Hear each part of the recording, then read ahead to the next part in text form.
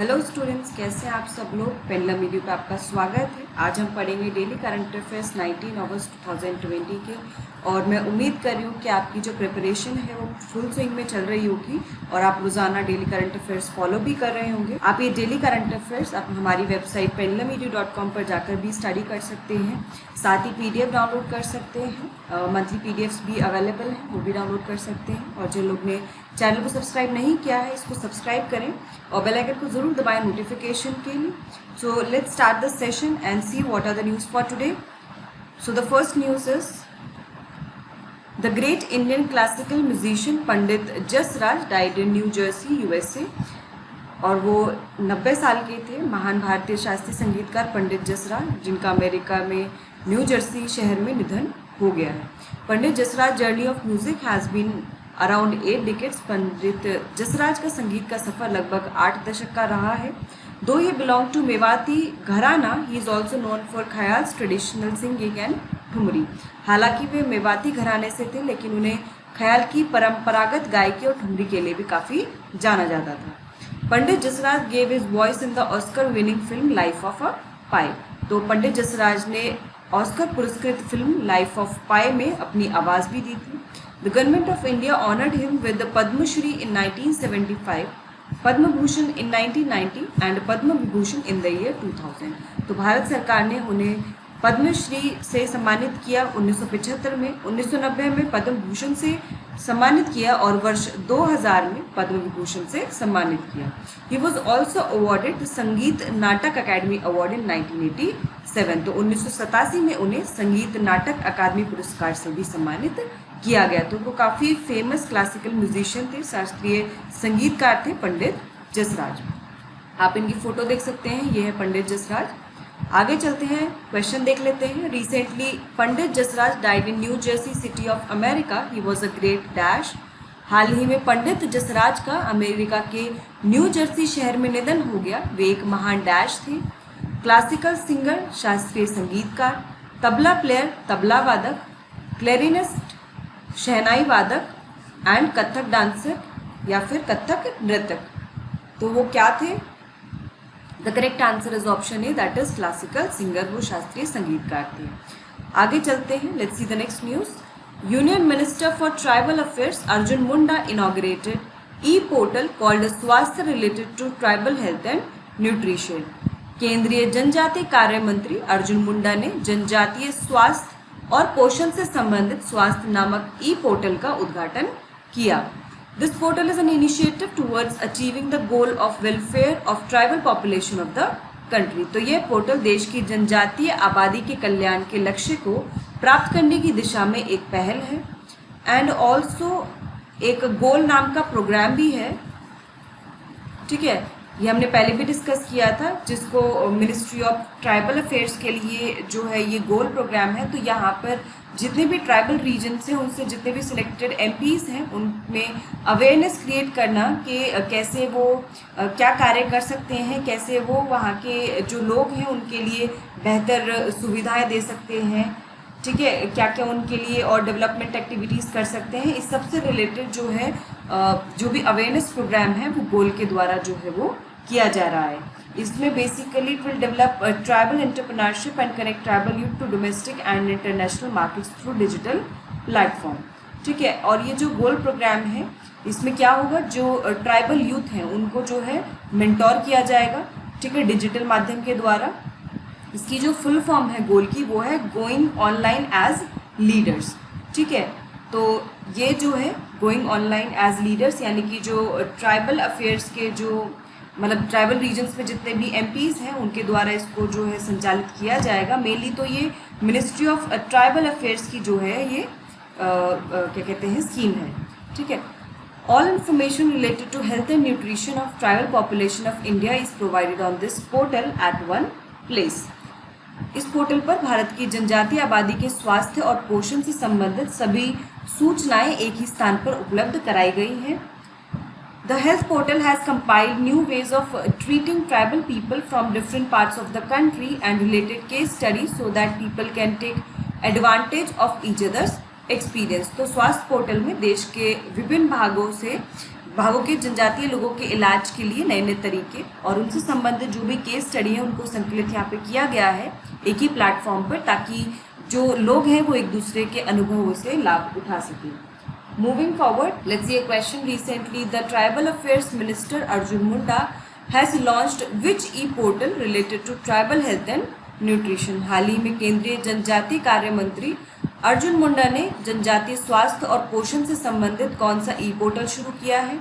स्वास्थ्य, health, Manas and Charak. So what will be the correct answer for this? Quickly comment. बहुत easy है। The correct answer for this is option A, that is स्वास्थ्य।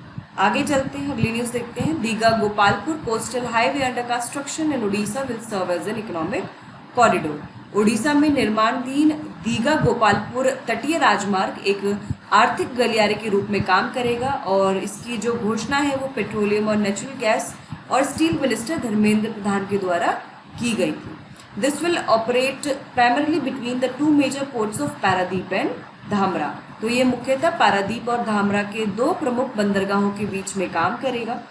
It will play an important role in the supply chain during natural disasters such as coastal cyclones and floods, besides facilitating transportation of agriculture commodities and fishery products। यह कृषि वस्तुओं और मत्स्य उत्पादों के परिवहन की सुविधा के अलावा तटीय राजमार्ग चक्रवात और बाढ़ जैसी प्राकृतिक आपदाओं के दौरान आपूर्ति श्रृंखला में महत्वपूर्ण भूमिका निभाएगा। तो इस इकोनॉमिक कॉरिडोर के जरिए अगर कहीं पे जैसे साइक्लोन्स आता है या फिर फ्लड जैसे कोई भी नेचुरल डिजास्टर आते हैं तो वहाँ पर जो भी एग्रीकल्चर कमोडिटीज़ हैं, जो फिशरी प्रोडक्ट्स हैं या फिर और भी जो भी सुविधाएं वहाँ पे पहुँचानी होंगी दूसरी जगहों पर, उसको पहुँचाने में काफ़ी जो है आसानी होगी।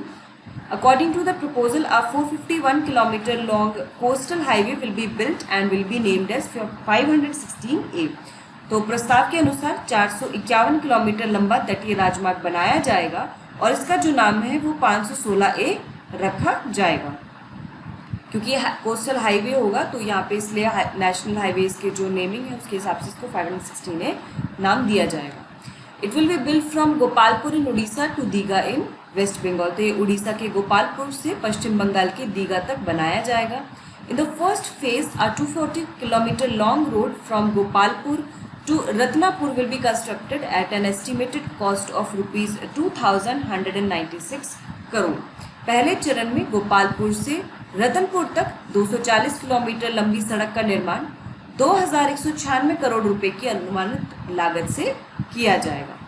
Moving forward, let's see a question. What is correct with respect to Digha Gopalpur coastal highway? तो दीघा गोपालपुर तटीय राजमार्ग के संबंध में क्या सही है? It will serve as an economic corridor between the two major ports of Paradeep and Dhamra। यह पारादीप और धामरा की दो प्रमुख बंदरगाहों के बीच आर्थिक गलियारे के रूप में काम करेगा। Second statement is 451 kilometre long coastal highway will be named as 516A। 441 kilometre लंबे तटीय राजमार्ग का नाम 516A रखा जाएगा। So you have to tell which statement is true, कौन सी जो कथन है वो सही है। 1 only, 2 only, both 1 and 2 and none of the above। Guys quickly comment the correct answer। क्या होगा इसका सही answer? Option C will be the correct answer, यानी कि दोनों ही जो कथन है दोनों स्टेटमेंट करेक्ट है। Vice president Shri M Venkaiah Naidu released Atal ranking of institutions on innovation achievements 2020। उपराष्ट्रपति श्री एम वेंकैया नायडू ने अटल नवाचार उपलब्धि संस्थान रैंकिंग जारी की है। These rankings are named as ARIIA 2020. It is an initiative of the Ministry of Human Resource Development implemented by AICTE and Innovation Cell of the Ministry। तो ARIIA जो है वो मानव संसाधन विकास मंत्रालय, जो अब शिक्षा मंत्रालय है, उसकी एक पहल है जिसे AICTE और मंत्रालय के नवाचार प्रकोष्ठ द्वारा लागू किया गया है। It provides systematic rankings to higher education institutions and universities based on indicators related to innovation, startup and entrepreneurship development among students and faculties in the country।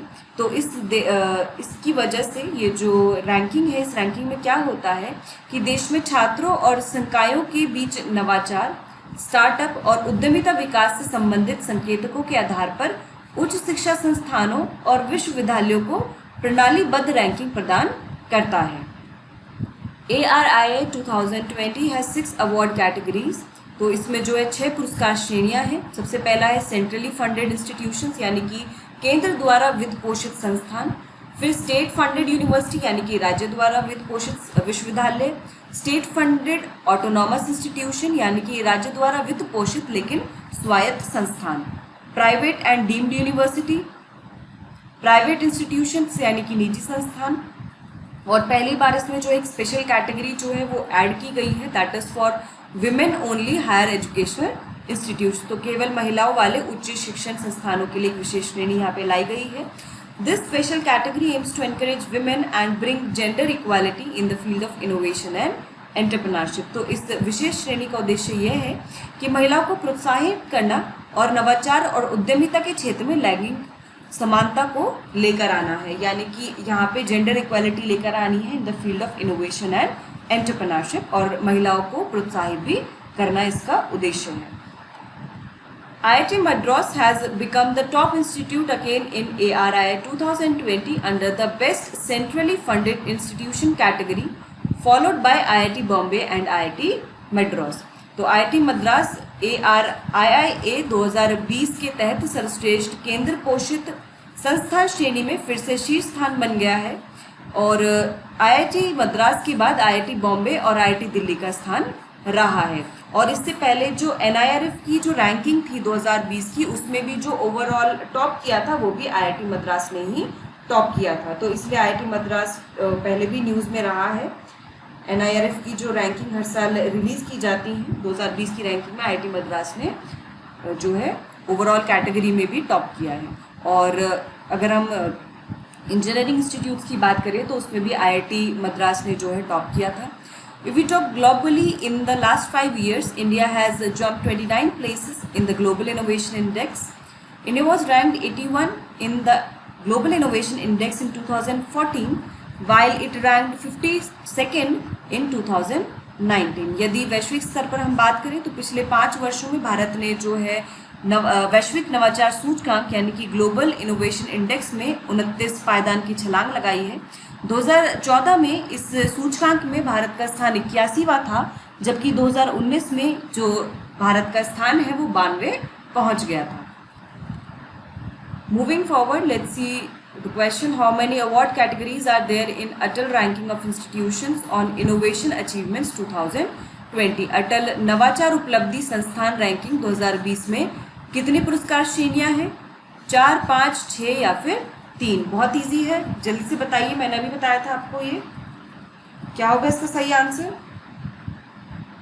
The correct answer for this will be option C, that is 6। And यहाँ पर मुझे एक चीज़ और बताइए कि जो global innovation index है, ग्लोबल इनोवेशन इंडेक्स, इसको कौन लॉन्च करता है? ये किसके द्वारा रिलीज किया जाता है? ये जल्दी से बताइए।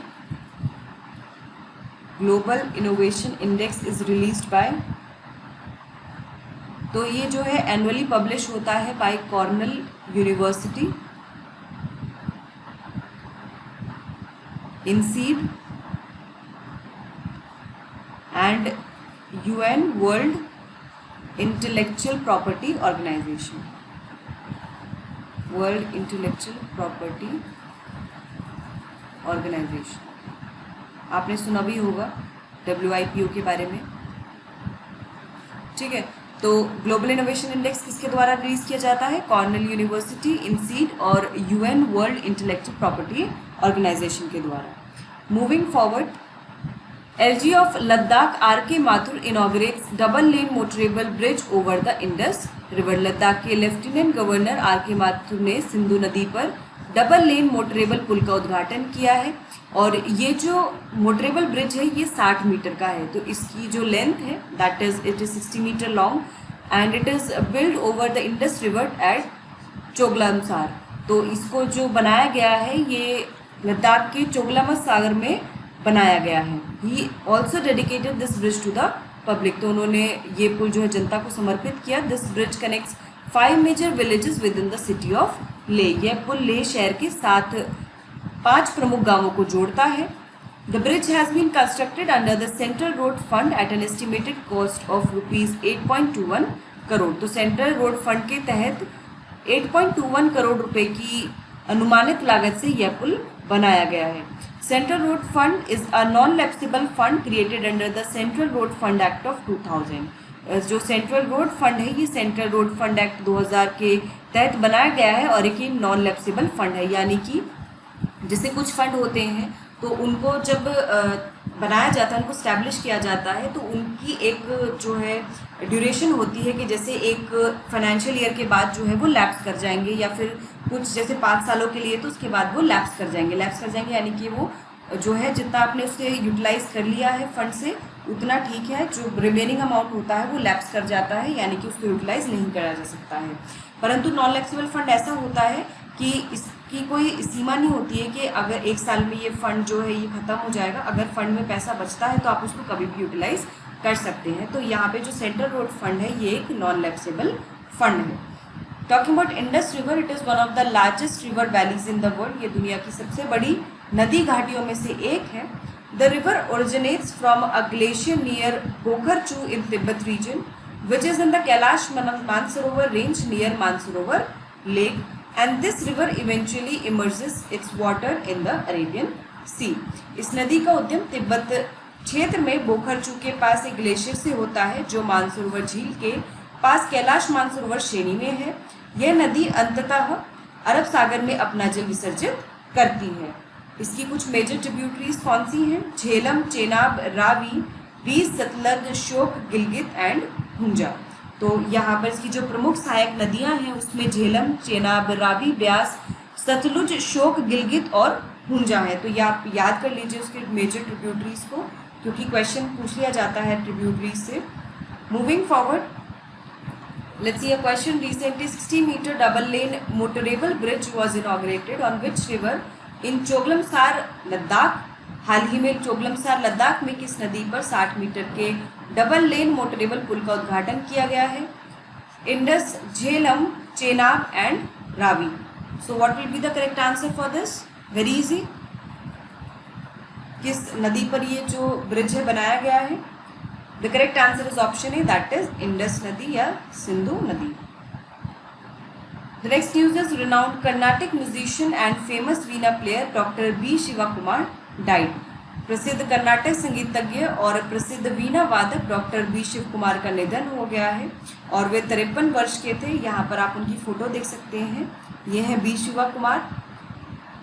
Doctor Shiv Kumar had learned the nuances of music from such giants as Mr. R. Krishnamurti, Mrs. Ranganayika Rajgopalan and N. Ravikiran। Doctor Shiv Kumar ने श्री आर कृष्णमूर्ति, श्रीमती रंगनायकी और राजगोपालन और एन रविकिरण जैसे दिग्गजों से संगीत की बारीकियों को सीखा था। He has also been awarded the Tamil Ayyal Isai Nataka Sangam Award and Tamil Isai Sangam Award for Ragam Tanam Pallavi performance. उन्हें तमिल इयाल ईसाई नाटका संगम पुरस्कार और रागम तानल पल्लवी प्रस्तुति के लिए तमिल ईसाई संगम से भी पुरस्कार जो है उनको प्रदान किया गया है। Now let's see a question. Doctor B Shiva Kumar died recently, he was related to which field? Doctor B Shiv Kumar का हाल ही में निधन हो गया, वे किस क्षेत्र से संबंधित थे? म्यूजिक, संगीत से, साइंटिस्ट यानी वैज्ञानिक, पेंटर, चित्रकार, एक्टर यानी कि अभिनेता। तो क्या होगा इसका सही answer? The correct answer will be option A, that is music। वो संगीत से संबंधित थे। ISA will host the first World Solar Technology Summit on 8 September 2020। ISA द्वारा प्रथम विश्व सौर प्रौद्योगिकी शिखर सम्मेलन का आयोजन 8 सितंबर 2020 को किया जाएगा।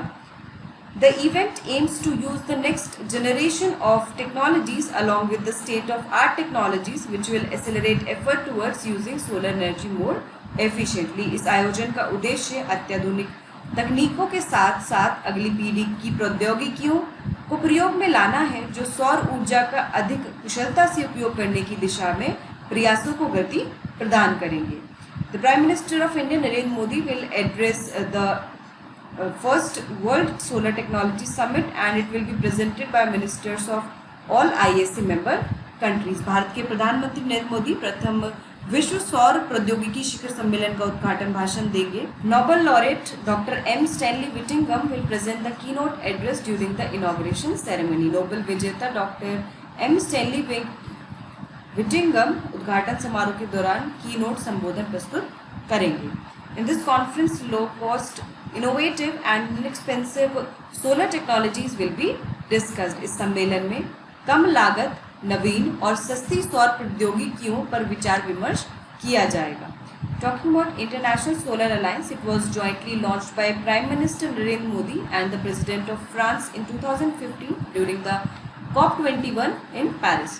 इसे 2015 में पेरिस में COP21 के दौरान प्रधानमंत्री मोदी और फ्रांस के राष्ट्रपति द्वारा संयुक्त रूप से शुरू किया गया था।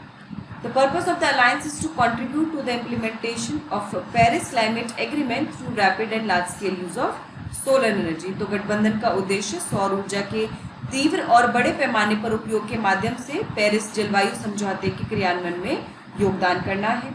In this group till now, those countries could be members which are situated between Tropic of Cancer and Tropic of Capricorn. तो इस समूह में अब तक वे देश सदस्य हो सकते थे जो कर्क व मकर रेखा के बीच स्थित थे, लेकिन अभी हाल ही में एक रेजोल्यूशन पास किया गया है इसको अमेंड करने के लिए, IAC को अमेंड करने के लिए फ्रेमवर्क को, ताकि जिसमें जो बाकी कंट्रीज़ हैं UN की जो मेंबर्स हैं वो भी इसमें जो है मेंबर बन सके।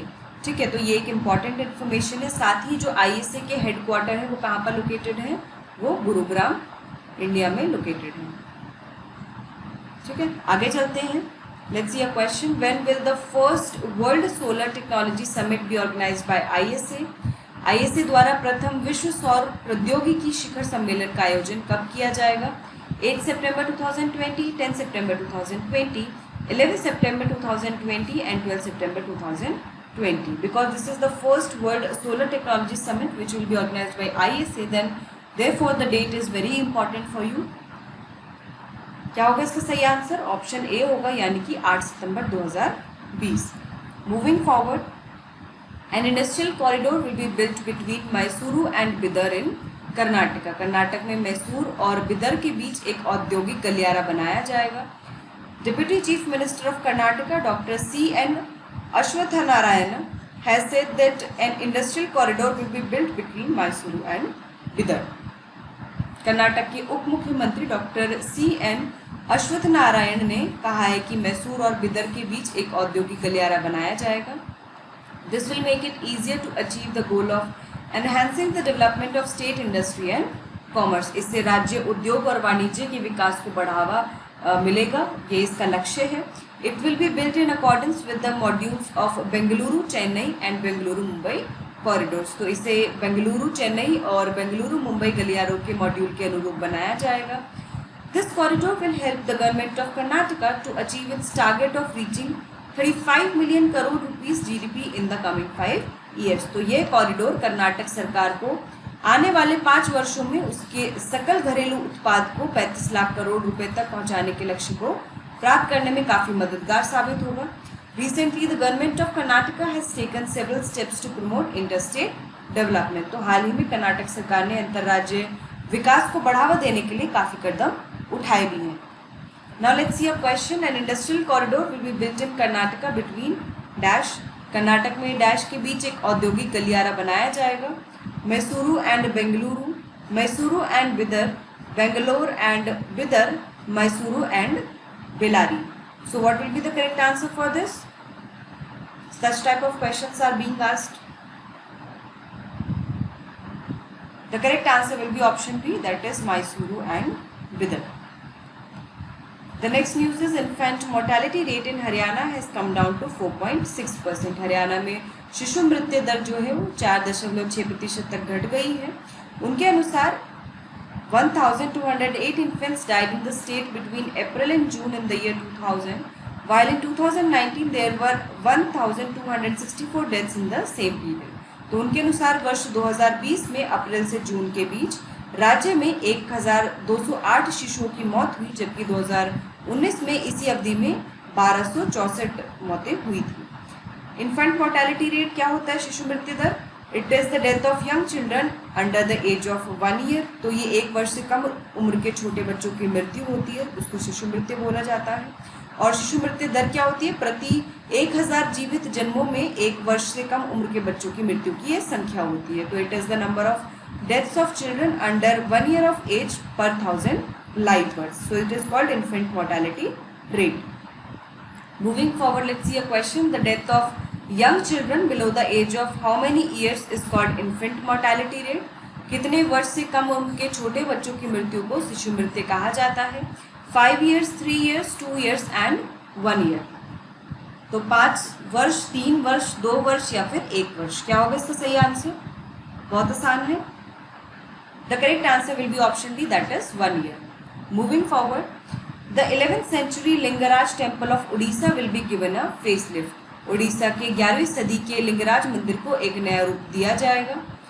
Redevelopment work will be carried out in the peripheral area of the 55-meter high temple spread over 66 acres around the temple pond एकरावन क्षेत्र। इसके तहत मंदिरों के चारों ओर 67 एकड़ में फैले 55 मीटर ऊंचे मंदिर के परिधि क्षेत्र, जिसे एकरावन क्षेत्र कहा जाता है, में पुनर्विकास कार्य किया जाएगा। Talking about Lingaraj temple, it is a Hindu temple which is dedicated to lord Shiva. ये एक हिंदू मंदिर है जो भगवान शिव को समर्पित है। It is one of the oldest temples in Bhubaneswar, the capital of Indian state of Orissa. भारतीय राज्य उड़ीसा की राजधानी भुवनेश्वर में सबसे पुराने मंदिरों में से एक है। It is built in Kalinga architectural style, तो ये कलिंग वास्तुकला शैली में बनाया गया है। The temple is believed to have been built by the kings of Somavamshi dynasty with further construction by the Ganga rulers. ऐसा माना जाता है कि मंदिर का निर्माण जो है वो सोमवंशी राजवंश के राजाओं द्वारा किया गया था, जिसमें बाद में गंगा शासकों के द्वारा और निर्माण करवाया गया था। तो यहाँ पे आप देख सकते हैं, this is the Lingaraj temple. ये लिंगराज मंदिर है। ये कहाँ पर स्थित है? उड़ीसा के भुवनेश्वर में स्थित है ये। ठीक है, ये एक हिंदू मंदिर है और इसको कलिंग आर्किटेक्चर स्टाइल में बनाया गया था। ठीक है, तो ये कुछ मेजर पॉइंट्स हैं जो आपको याद करने हैं। ये भगवान शिव को समर्पित है। It is dedicated to lord Shiva. Now let's see a question related to the news. What is not true with respect to the Lingaraj temple? Lingaraj मंदिर के संबंध में क्या सही नहीं है? It is a Hindu temple dedicated to Shiva. ये एक हिंदू मंदिर है जो शिव को समर्पित है। It is built in the Dravidian architecture style, तो ये द्रविड़ वास्तुकला शैली में बनाया गया है। 1 only, 2 only, both 1 and 2, none of the above. ध्यान से पढ़िए, क्वेश्चन में पूछा गया है कि कौन सी जो स्टेटमेंट है वो सही नहीं है। The correct answer will be option B, that is 2 only. क्यों गलत है सेकंड स्टेटमेंट? क्योंकि ये द्रविडियन नहीं है, कलिंगा आर्किटेक्चर स्टाइल में जो है ये बनाया गया है। ठीक है, moving forward, let's see the next news. Rakesh Asthana appointed as director general of border security force. Rakesh Asthana को सीमा सुरक्षा बल के महानिदेशक के रूप में नियुक्त किया गया है। He is 1984 batch IPS officer of Gujarat cadre, तो वे 1984 बैच के गुजरात कैडर के IPS अधिकारी हैं। And he hold this post till 31 जुलाई 2021, तो 31 जुलाई 2021 तक ये अपना पद जो है वो संभालेंगे as the director general of border security force. He is currently serving as the director general of bureau of civil aviation security. तो श्री अस्थाना वर्तमान में bureau of civil aviation security के महानिदेशक के रूप में कार्यरत हैं। He will continue to hold the additional charge of director general of narcotics control bureau, तो वह नारकोटिक्स कंट्रोल ब्यूरो के महानिदेशक के अतिरिक्त पदभार को भी वो संभालेंगे। Also IPS officer of 1986 batch Andhra Pradesh cadre VSK Kaumudi has been appointed special secretary internal security in the ministry of home affairs. तो साथ ही 1986 बैच के आंध्र प्रदेश कैडर के IPS अधिकारी VSK कौमुदी गृह मंत्रालय में विशेष सचिव आंतरिक सुरक्षा नियुक्त किए गए हैं। Apart from this, Uttar Pradesh cadre IPS officer MD Javed Akhtar has been appointed as director general fire service civil defence and home guard. तो इसके अलावा उत्तर प्रदेश कैडर के IPS अधिकारी MD जावेद अख्तर को महानिदेशक अग्निशमन सेवा, नागरिक सुरक्षा और होमगार्ड नियुक्त किया गया है। तो यहाँ पे 2-3 अपॉइंटमेंट्स हैं, ये आप याद रखिए कि राकेश अस्थाना को director general of BSF appoint किया गया है। VSK कौमुदी को स्पेशल सेक्रेटरी जो है वो अपॉइंट किया गया है, और साथ ही MD जावेद जो हैं उनको डायरेक्टर जनरल अपॉइंट किया गया है fire service civil defence and home guard का। Now let's see a question. Recently, who has been appointed as Director General of Border Security Force? हाल ही में किसे सीमा सुरक्षा बल के महानिदेशक के रूप में नियुक्त किया गया है? Rakesh Asthana, VSK Kaumudi, Javed Akhtar and Vikas Khanna. जल्दी से बताइए क्या होगा इसका सही आंसर। अपॉइंटमेंट से काफी क्वेश्चन पूछ लिए जाते हैं। The correct answer will be option A, that is Rakesh Asthana. Moving forward, IIMC celebrated its 56th Foundation Day on 17 August 2020। IIMC ने 17 अगस्त 2020 को अपना 56वां स्थापना दिवस जो है वो मनाया है। A series of online programs were organized at IIMC's regional centers and headquarters in Delhi across the country। देश भर में IIMC के क्षेत्रीय केंद्रों और दिल्ली स्थित मुख्यालय में ऑनलाइन कार्यक्रम के माध्यम से जो है यहाँ पे काफ़ी प्रोग्राम आयोजित किए गए थे। Indian institute of mass communication IIMC की बात करें तो it is an Indian media centre of learning which is funded and promoted by the government of India. Bharat सरकार द्वारा वित्त पोषित और प्रचारित सीखने का एक भारतीय मीडिया केंद्र है ये। It is an autonomous society under the ministry of information and broadcasting. ये सूचना और प्रसारण मंत्रालय के तहत एक स्वायत्त समाज है। क्योंकि मास कम्युनिकेशन से रिलेटेड है तो आप इसको इजीली गेस कर सकते हैं कि कौन सी मिनिस्ट्री के अंतर्गत आएगा। The institute was formally inaugurated in 1965 by the then information and broadcasting minister in charge Indira Gandhi. 1965 में तत्कालीन सूचना और प्रसारण मंत्री प्रभारी इंदिरा गांधी ने औपचारिक रूप से संस्थान का उद्घाटन किया था। Its main institute is located in New Delhi, while additional 5 regional institutions are located in Aizawl, Amravati, Dhenkanal, Jammu and Kottayam. इसका मुख्य संस्थान नई दिल्ली में है। इसके अतिरिक्त 5 क्षेत्रीय संस्थान आइजॉल, अमरावती, ढेंकानाल, जम्मू, कोट्टयम में स्थित हैं। ओके, इंस्टीट्यूट से रिलेटेड जो है काफ़ी कुछ पूछ लिया जाता है, जैसे कि वो कहाँ पर लोकेटेड है, कौन सी मिनिस्ट्री के अंतर्गत आता है, तो आपको ये पता होना चाहिए। तो IIMC जो है इसका जो मेन इंस्टीट्यूट है वो कहाँ पर लोकेटेड है, वो न्यू दिल्ली में लोकेटेड है। Now let's see a question. Which foundation day is celebrated by IIMC on 17 August 2020? IIMC ने 17 अगस्त 2020 को अपना कौन सा स्थापना दिवस मनाया है? 56, 58, 59 एंड 60। जल्दी से कमेंट करके बताइए क्या होगा इसका सही आंसर।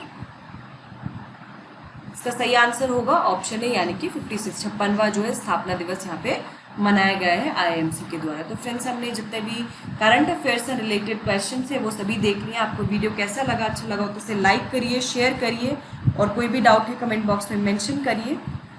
हमारे चैनल को सब्सक्राइब करिए, और आप हमें टेलीग्राम पे भी ज्वाइन कर सकते हैं। वहाँ पर आपके लिए स्टडी मटेरियल अवेलेबल है प्रिपरेशन के लिए। यूँ ही हमारे साथ जुड़े रहिए। फिर से मिलते हैं। All the best. Thank you so much.